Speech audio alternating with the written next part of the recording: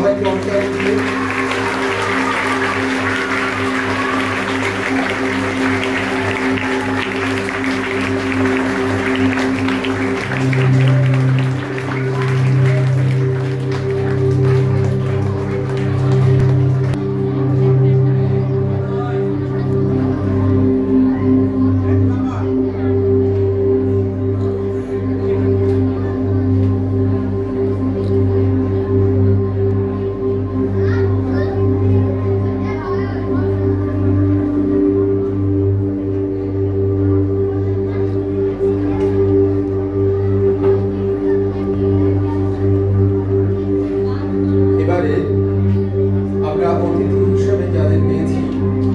দিয়ে বরণ করে নেব।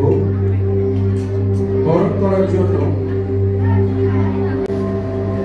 এরপরে আপনারা জানেন আদিমকালে যারা মুনি ঋষি ঈশ্বর আরাধনা করতেন, তারা ধ্যান করতেন, ধ্যানাসন, যাকে আমরা বর্তমানে পদ্মাসনও বলে থাকি।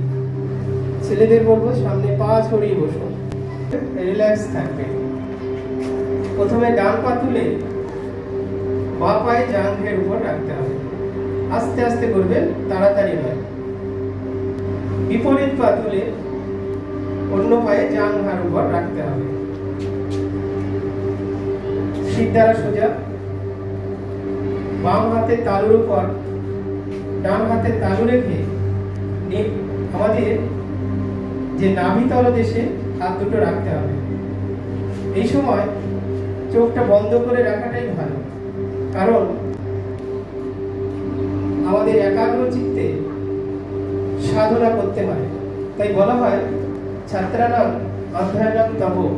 ছাত্র জীবনে পড়াশোনাটা করাটাই একমাত্র তপস্যা হওয়া উচিত।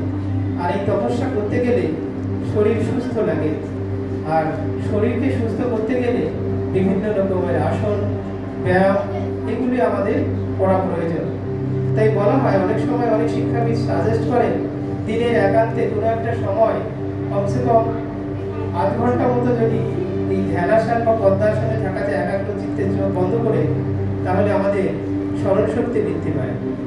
ছেলেদের বলবো আস্তে আস্তে করে একটি একটি করে পা সামনে ছড়িয়ে দিতে, অর্থাৎ এই আসন থেকে বেরিয়ে আসার জন্য আমি বলবো। এত সময় আমার ছেলেরা ছিল পদ্ম আসনে, এখন ছেলেদের পাটা হালকা নড়াচড়া করে একটু রিল্যাক্স করে নিতে বলবো, কারণ অনেকটা সময় তারা এভাবে বসেছিল। এবার ডান পা ভাঁজ করে পেছনের দিকে নিতে বলবো। আমরা যাব এখন বজ্র আসনে।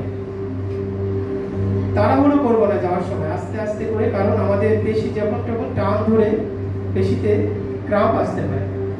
এবার উল্টো পাটা টেনে নিয়ে পেছনের দিকে যাব এবং আমরা পায়ের গোড়ালির উপর বসবো।